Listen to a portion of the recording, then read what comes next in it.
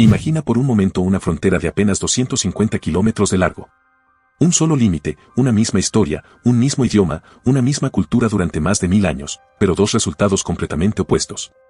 De un lado, una de las economías más avanzadas del planeta, hogar de gigantes tecnológicos que dominan los mercados globales. Del otro lado, uno de los países más cerrados, pobres y aislados del mundo.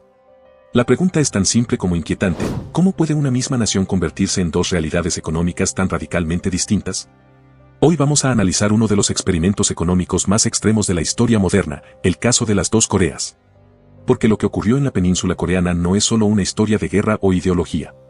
Es, sobre todo, una historia sobre decisiones económicas, productividad, incentivos y modelos de desarrollo. Y lo más interesante es que ambas Coreas partieron prácticamente desde el mismo punto. Pero lo que ocurrió después lo cambió absolutamente todo. Quédate hasta el final porque, cuando veamos los datos reales de productividad, ingreso y tecnología, entenderás por qué esta frontera es probablemente la más desigual del planeta. Para entender esta historia hay que retroceder a 1953. La guerra de Corea había devastado completamente la península. Ciudades arrasadas, infraestructura destruida y millones de muertos. El conflicto terminó con un armisticio, no con un tratado de paz, lo que dejó una frontera militarizada conocida hoy como la Zona Desmilitarizada, o DMZ. Pero aquí aparece un detalle que mucha gente desconoce. En ese momento, Corea del Norte tenía mejores condiciones económicas que Corea del Sur. Durante la ocupación japonesa, gran parte de la industria pesada se había desarrollado en el norte. Había minas, siderurgia, infraestructura energética e incluso centrales hidroeléctricas. Mientras tanto, el sur era mayoritariamente agrícola y mucho más pobre. En los años 50, el PIB per cápita de ambas regiones era prácticamente idéntico. Algunos historiadores económicos incluso estiman que Corea del Norte estaba ligeramente por delante.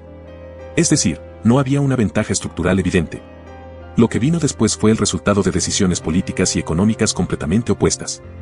Corea del Norte adoptó un modelo centralizado inspirado en la Unión Soviética.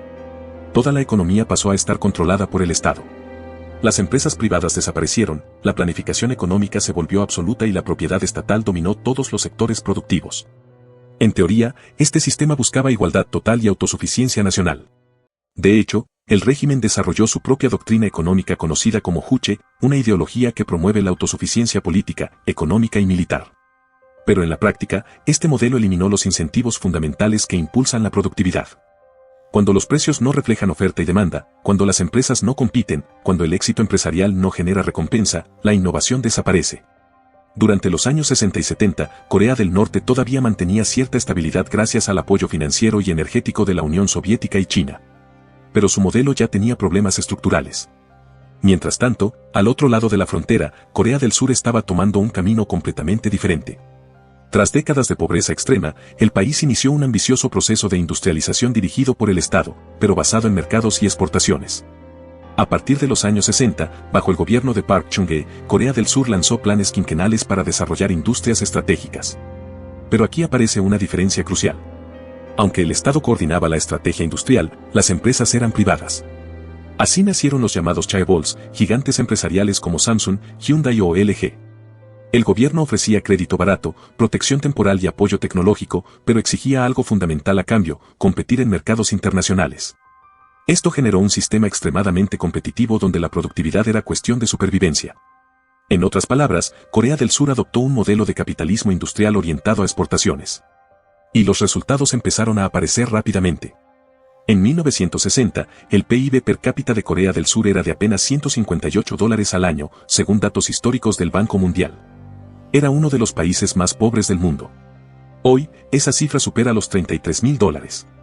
Eso significa que la economía surcoreana se multiplicó más de 200 veces en términos nominales. Y aquí viene uno de los contrastes más brutales de esta historia.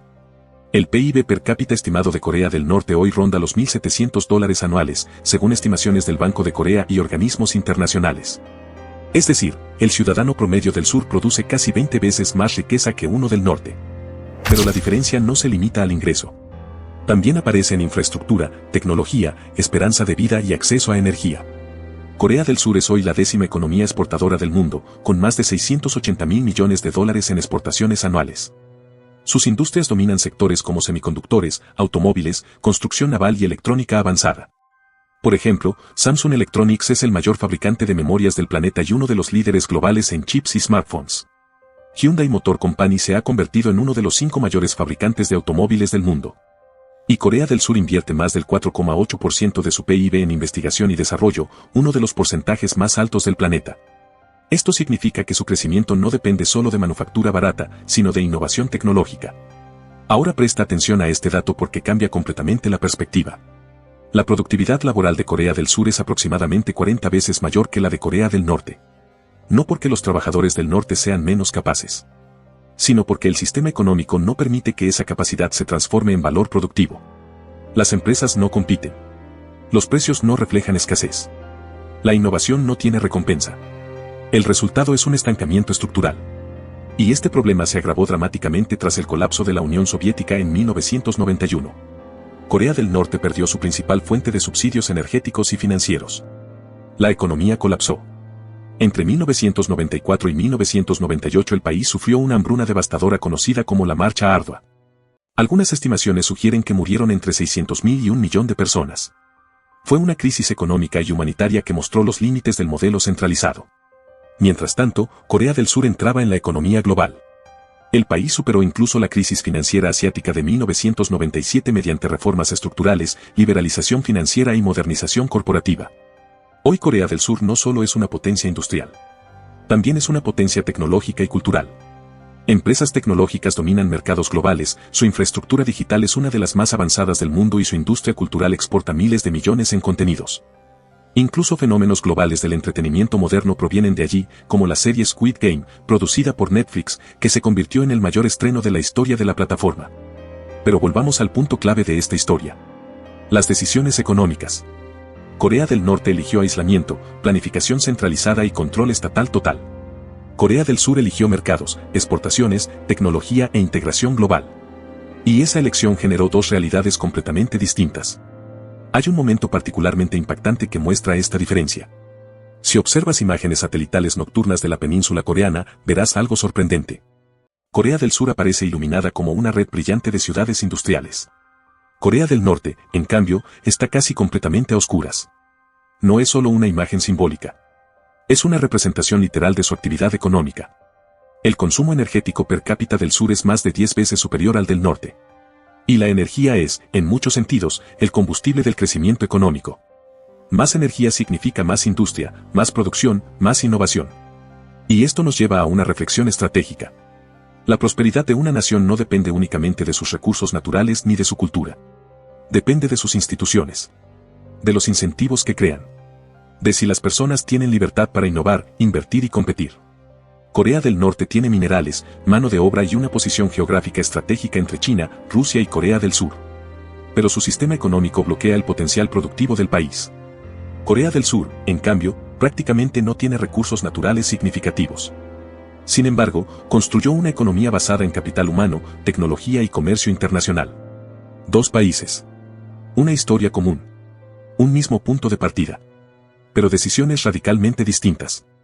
Y aquí aparece la pregunta más interesante de todas. ¿Qué ocurriría si algún día esta frontera desaparece? La reunificación de Corea sería uno de los mayores experimentos económicos de la historia moderna. Algunos economistas estiman que modernizar la economía del norte podría costar entre 1 y 3 billones de dólares. Pero también podría desbloquear uno de los mayores procesos de convergencia económica jamás vistos. Porque detrás de esa frontera todavía existe un potencial humano enorme. La historia de las dos Coreas no es solo una historia del pasado. Es una advertencia para el futuro. Porque demuestra que las decisiones económicas, los incentivos y las instituciones pueden cambiar radicalmente el destino de una nación en apenas unas décadas. Y ahora te dejo una pregunta. Si mañana dos países con la misma cultura y el mismo punto de partida tuvieran que elegir entre planificación estatal absoluta o una economía abierta al mercado global, ¿cuál crees que generaría prosperidad a largo plazo? Te leo en los comentarios, y si te interesan los análisis profundos sobre economía, geopolítica y el futuro del poder global, suscríbete al canal. Porque en el próximo video vamos a analizar otra historia donde las decisiones económicas cambiaron el destino de todo un país. Te veo en el próximo video.